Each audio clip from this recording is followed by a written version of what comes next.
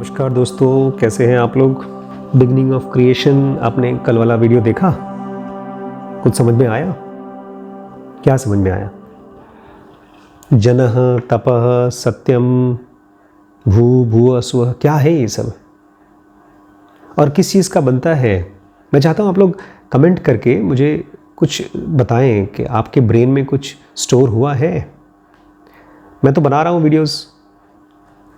ये जब तक पहला लेयर फिक्स नहीं हो जाता, हमारे ब्रेन में पहला लेयर नॉलेज का फिक्स नहीं हो जाता, तब तक नेक्स्ट लेयर खड़ी नहीं की जा सकती। ये बिल्डिंग बनाने की तरह ही है। हम लोग जब बात करते हैं सत्यम की, पूर्ण सत्यम की, तो वो क्या है दोस्तों? उसकी सबसे खास बात क्या है? आपको अभी तक क्या समझ में आया है? मैं चाहता हूँ इसके बारे में आप थोड़ा सा सीरियसली सोचिए। अब मैं चाहता हूँ आप एक बात को बहुत ही सीरियसली सुने और इसको मनन करें। प्लीज़, मैं चाहता हूँ इसको आप हो सके तो कागज़ पर लिख लें। ध्यान से सुनिए। एक कागज़ ले आइए, उस पर लिखिए। शास्त्र कहते हैं the shapes and forms of creatures come into being and pass out of being. मतलब शेप्स और फॉर्म्स क्रीचर्स के, जीव जंतुओं के। जब मैं जीव जंतु कहता हूँ तो उसमें आप और हम भी हैं। अलग अलग रूप, अलग अलग रंग, अलग अलग क्रीचर्स आते हैं हमारी बीइंग में से, हमारे सत्यम में से निकल कर आते हैं। और क्या करते हैं ये? एक ख़ास आर्किटेक्चर होता है इनका। जब भी आप किसी को देखें तो ये समझिएगा वो कहाँ से निकल के आया है। वो सोचने की कोशिश करिएगा। उसको देखने की अगर कोशिश करेंगे तो आप देख भी पाएंगे। अगर नहीं देख पाएंगे तो एक बहुत बड़ी चीज़ मिस हो जाएगी कि आपके सामने केवल रूप दिख रहा है, जिसको कृष्ण कहते हैं अर्जुन, आत्म के दो रूप हैं, एक व्यक्त और एक अव्यक्त। तो आपके प्रियजन जिनको आप बहुत प्यार करते थे, जो शायद अब आपको छोड़ के जा चुके हैं, उनको केवल व्यक्त रूप खत्म हुआ है, लेकिन अव्यक्त रूप अभी भी है। जब भी कोई भी चीज़ शेप और फॉर्म लेगी तो उसके साथ दो चीज़ें और लाजमी है, कंपलसरी है। क्या दो चीज़ें? साइंस ऑफ ट्रांजिटरीनेस एंड मोर्टैलिटी, कि वो चीज़ कुछ निहित समय के लिए है, ट्रांजिटरी है, और वो चीज़ कुछ समय बाद मॉर्टल है, मतलब मर जाएगी। कोई बात नहीं, जाने दीजिए। जो चीज़ जाने वाली है उसको जाने दीजिए। लेकिन उसके पीछे ये तीन प्रिंसिपल्स जिसको हमने कल बात की थी, कौन से तीन प्रिंसिपल्स? डिविनिटी, कॉस्मिक कॉन्शियसनेस और डिवाइन विल। मैं चाहता हूँ इन तीनों को अलग अलग पहचानें आप। इन तीनों की क्वालिटी, इन तीनों का महसूसियत आप इसको जानें, क्योंकि एक टाइम ऐसा आएगा, चाहे इस लाइफ में चाहे नेक्स्ट लाइफ में, कि आप इन तीनों को जिएंगे। डिविनिटी, कॉस्मिक कॉन्शियसनेस और डिवाइन विल, ये तीनों एसेंस के रूप में हमेशा रहते हैं, और ये भी एकदम बिना बदले, अनंत काल के लिए, इमॉर्टल रूप में, और कभी ख़त्म नहीं होते, इनएग्जॉस्टिबल होते हैं। ये है रूल क्रिएशन का, कि क्रिएशन में एनर्जी को रिसीड किया जाता है, अलाउ किया जाता है। Untold immense amount of vibrational force को कम होने दिया जाए, कम होने दिया जाए। जैसे हम लोग घरों में दही जमाते हैं, और दही जमाने के लिए हमको जानबूझ के उसके दूध को खट्टा करना होता है, तब जाकर के एक खट्टे स्वाद का हम एंजॉयमेंट ले सकते हैं। बहुत देर तक दही बच नहीं पाती, बहुत जल्दी ख़राब हो जाती है, लेकिन ये मजबूरन ये काम करना ही पड़ता है। खैर, अगर आपको आत्मा है और आपको जीना है एक बीइंग की तरह, एक जीव की तरह, एक ह्यूमन बीइंग की तरह, एक शरीर की तरह, तो आपको मजबूरन रूप लेना होगा, फॉर्म लेना होगा, और उसके साथ साथ आपको मिलेगा ट्रांजिटरीनेस या तो मॉर्टैलिटी। अब एक नई चीज़ मैं चाहता हूँ आप समझें, बहुत बारीक सा डिफरेंस है लेकिन बहुत इम्पॉर्टेंट डिफरेंस है दोस्तों। हमने कल की वीडियो में बात किया सत्यम का, और कल ही जिक्र किया था हम लोगों ने तपह का। तपह और सत्यम में जो डिफरेंस है इसको पहचानना होगा। इसकी बीज डाल रहा हूँ मैं, इस बातचीत को मैं डाल रहा हूँ आपके दिमाग में, क्योंकि जैसे जैसे आप सूक्ष्म लेवल पे जाना शुरू करेंगे और सटल वर्ल्ड्स में घुसना शुरू करेंगे, आज नहीं होगा, कुछ महीनों बाद होगा, हो सकता है कुछ साल बाद आए, आपके एक्सपीरियंसेस इंटेलिजेंट होने चाहिए, आपको समझ में आना चाहिए कि आप ग्रो कर रहे हैं। इसलिए सत्यम और तपह के बीच का डिफरेंस क्या है? तो सत्यम है हाई रिदम एंड बैलेंस। ये तीनों चीज़ें, डिविनिटी, कॉस्मिक कॉन्शियसनेस और डिवाइन विल, इन तीनों चीज़ों का सत्यम में बहुत ज़्यादा रिदम होता है और बहुत ज़्यादा बैलेंस होता है। क्या मतलब है रिदम और बैलेंस? कभी आपने किसी ऐसे घर में गए हैं जहाँ पर कोई लड़ाई नहीं होती? अक्सर लोग कहते हैं परिवार में लड़ाइयाँ होती हैं, जहाँ प्यार है वहीं लड़ाई भी होती है। मैं इससे एकदम अग्री नहीं करता हूँ। लखीमपुर में कुछ साल पहले एक परिवार था जिसमें से एक बच्चा मेरे पास आया करता था, ऐसे ही कभी कभार आ जाया करता था पढ़ने के लिए। एक दिन वो नहीं आया, उस दिन के बाद से उसने आना बंद कर दिया। मैंने पूछा कहाँ गया, उसके दोस्तों से पूछवाया तो पता चला उसके घर में एक बहुत बड़ा कांड हो गया, बहुत ही बड़ा, बहुत ही खतरनाक। जैसे बुरारी कांड हुआ था दिल्ली में, ऐसा ही कुछ। उसके घर में उसके बड़े चाचा मतलब ताऊ जी ने, उनकी वाइफ ने मतलब ताई जी ने, और उसके दोनों कज़न ब्रदर्स, एक भाई और एक बहन, चारों ने सुसाइड कर लिया, मर गए। ये बहुत गलत हुआ, ऐसा नहीं होना चाहिए। ये तब होता है जब हम लोग ऐसी बातों पर विश्वास करते हैं कि जहाँ पर प्यार है वहाँ पर लड़ाई भी है। जो गलतियाँ हैं, जो कमियाँ हैं, वो नहीं होना चाहिए। परिवारों में लड़ाई नहीं होनी चाहिए।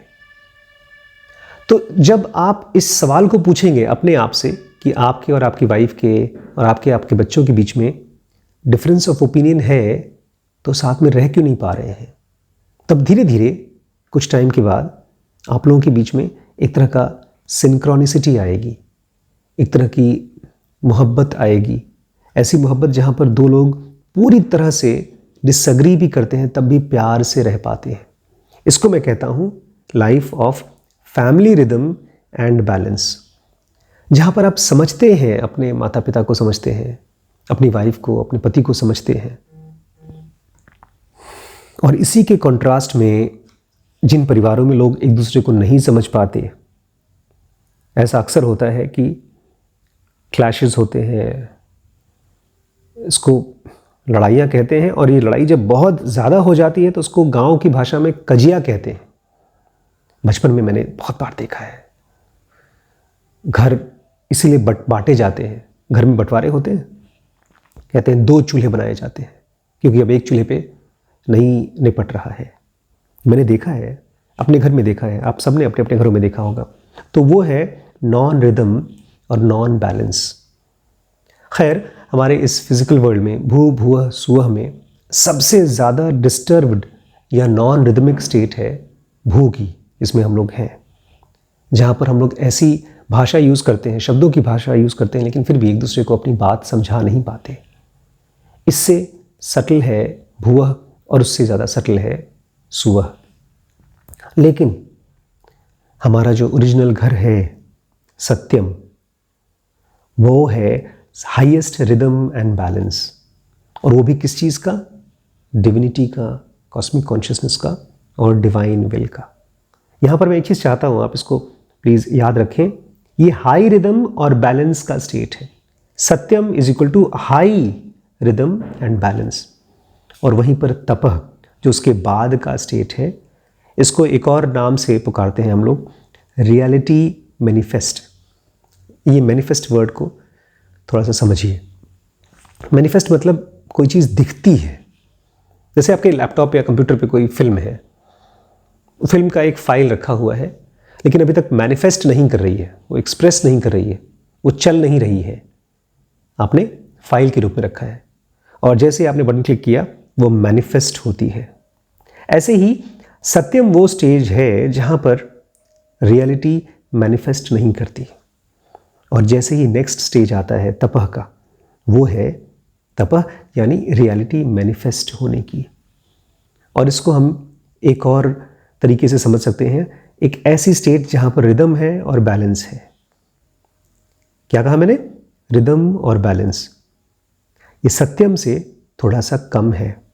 मैंने सत्यम के लिए कहा था high rhythm and high balance. ये है रिदम और बैलेंस।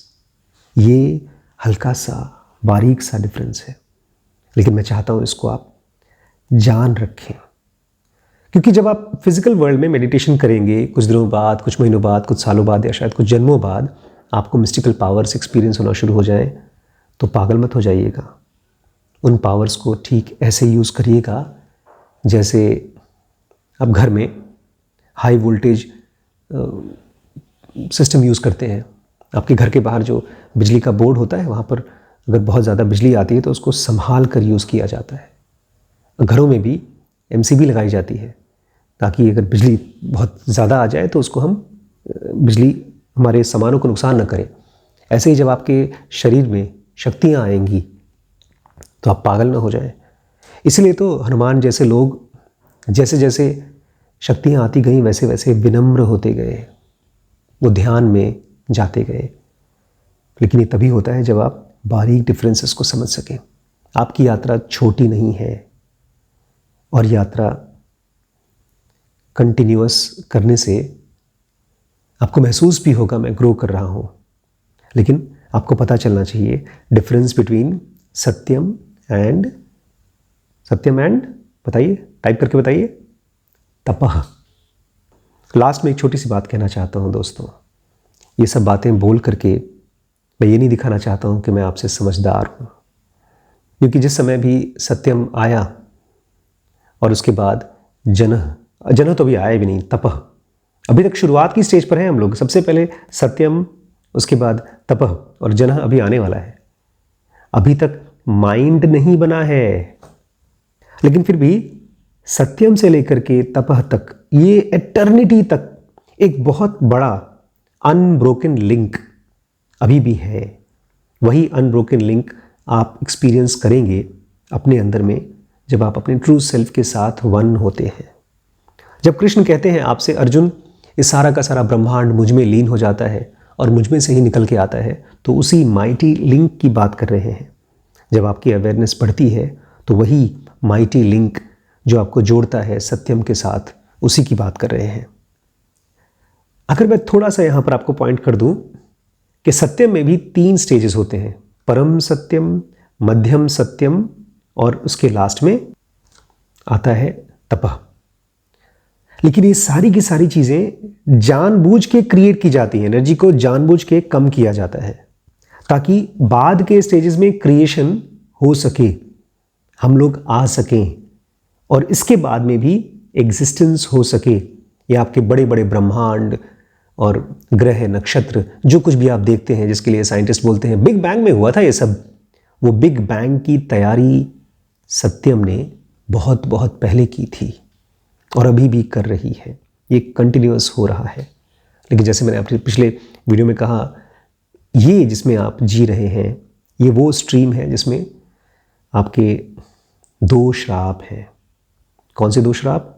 मॉर्टैलिटी और ट्रांजिटरीनेस। इन श्रापों को अगर आपको खाली होना है तो हर रोज़ थोड़ा थोड़ा टाइम स्पेंड करना पड़ेगा साइलेंस में जाने के लिए। ये मौन की विधि जो एंशिएंट गुरुओं ने प्रैक्टिस की है, रमण बहुत दिनों तक चुप रहा करते थे और बहुत से ऋषियों ने मौन यूज़ किया है। उस मौन का पर्पज़ यही है कि आप अपने अंदर में डिविनिटी को एक्सपीरियंस कर सकें, कॉस्मिक कॉन्शियसनेस को और डिवाइन विल को। जब यह डिवाइन विल आती है तब आपको बहुत कुछ करना नहीं होता। जैसे कोई नाविक, नाव चलाने वाला बस बैठ जाता है, लहर उसको पहुंचाती रहती है, बस, और कुछ नहीं करना होता। ये लाइफ भी ऐसी ही है दोस्तों, लेकिन उसमें आपको महसूस करना होगा, जानना होगा कौन सी नदी में आप तैर रहे हैं, कौन है आपका सारथी, कौन है आपका गुरु। मुझे तो मेरा गुरु मिल गया दोस्तों। आपको आपका मिला है? नहीं मिला तो ज़ेनोगा उसके पहले की स्टेज है। ज़ेनोगा एडवांस आपको हेल्प करता है अपने ही गुरु से मिलने के लिए। आपका स्वागत है। और ज़ेनोविले बनाएंगे तो हम सब साथ में रह सकते हैं, इस टीचिंग को साथ में प्रैक्टिस कर सकते हैं। तो उसके लिए सपोर्ट करिए। थैंक यू वेरी मच दोस्तों।